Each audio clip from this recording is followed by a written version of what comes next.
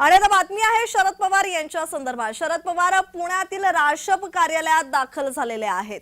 तर बीड लोकसभेच्या जागेबाबत राशपची आढावा बैठक असणार आहे। तर या बैठकीला आता शरद पवार उपस्थित आहेत। शरद पवार पुण्यातील राशप कार्यालयात दाखल झालेत। बीड लोकसभेच्या जागेबाबत राशपची आढावा बैठक आहे।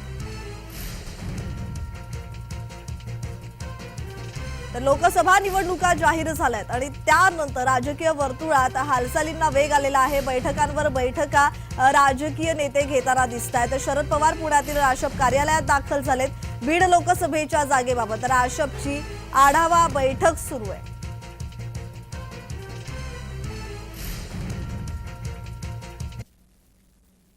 तर या संदर्भात अधिकची माहिती देत आहेत आमचे प्रतिनिधी अजिंक्य धायगुडे। अजिंक्य, शरद पवार पुण्यातील राशप कार्यालयात पोहोचलेले आहेत। बैठक पार पडते राशपची।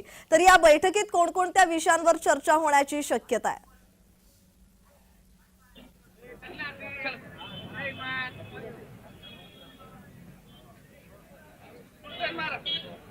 अजिंक्य, माझा आवाज तुमच्यापर्यंत पोहोचतोय? हो, नक्कीच। शरद पवार हे राशप कार्यालयात आहेत। बोला बोला। हो, शरद पवार काही वेळापूर्वी त्यांच्या पुणे शहरातील कार्यालयात दाखल झाले आणि आता आपण पुणे शहरातील कार्यालयासमोर आहोत। या ठिकाणी बीडच्या कार्यकर्त्यांची या ठिकाणी मोठी गर्दी उसळलेली आहे। बीड लोकसभा मतदारसंघाबाबत एक महत्त्वाची बैठक या ठिकाणी शरद पवारांनी घेतलेली आहे आणि सर्वात महत्त्वाची बातमी म्हणजे बजरंग सोनवणे जे की बीडचे नेते आहेत ते आज शरदचंद्र पवार गटात जे आहेत ते प्रवेश करणार आहेत आणि हा जो प्रवेश आहे तो थोड्या वेळातच आता होणार आहे। आणि त्यानंतरची एक महत्त्वाची बातमी अशी आहे की जे ज्योती मेटे ज्या की शिवसंग्रामच्या नेत्या आहेत त्यांचा पक्षप्रवेश जो आहे ते कुठेतरी लांबणीवर पडलेले आहेत। ते शासकीय सेवेत आहेत आणि शासकीय सेवेतून निवृत्त झाल्यानंतरच त्यांचा पक्षप्रवेश होणार आहे अशी देखील आता माहिती समोर येते। परंतु आता एवढ्यातच काही वेळापूर्वी जे आहेत ते बजरंग सोनवणे या ठिकाणी दाखल झालेले आहेत। त्यांच्याशी थोड्या वेळात शरद पवार जे आहेत ते चर्चा करून त्यांचा आता पक्षप्रवेश होणार असल्याची माहिती समजते। जी जी अजिंक्य, आता सध्या राशपमध्ये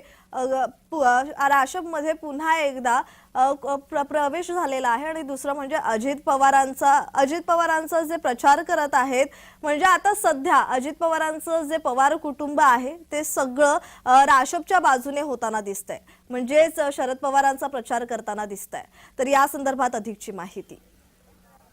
हो, नक्कीच। आपण काही दिवसापासून पाहत असेल तर अजित पवारांचे सख्खे बंधू श्रीनिवास पवार हे देखील अजित पवारांच्या विरोधात बोलत आहेत आणि एकूण कुटुंब जे आहे ते शरद पवारांसोबत आहेत आणि अजित पवारांचं जे कुटुंब आहे पत्नी आणि मुलं हेच फक्त अजित पवारांबरोबर आहेत। आणि यापूर्वी अजित पवारांनी एका ठिकाणी बोलताना देखील सांगितलं होतं की जशा जशा निवडणुका जवळ येतील तसं तसं माझं कुटुंब देखील माझ्यासोबत नसेल, पण बारामतीच्या जनतेने मला साथ द्यायची, महाराष्ट्राच्या जनतेने साथ द्यायची असं आवाहन अजित पवारांनी केलं होतं। परंतु आजची परिस्थिती जर पाहिली तर अजित पवारांचं जे कुटुंब आहे, जे सख्खे भाऊ असतील किंवा इतर जे कुटुंबातले नातेवाईक असतील ते सर्व शरद पवारांसोबत आहेत आणि अजित पवार हे आपली पत्नी आणि 2 मुलं हे अजित पवारांसोबत आहेत। बाकी सर्व कुटुंब जे आहे ते शरद पवारांसोबत आहे। जी जी, धन्यवाद अजिंक्य तुम्ही दिलेल्या माहितीसाठी।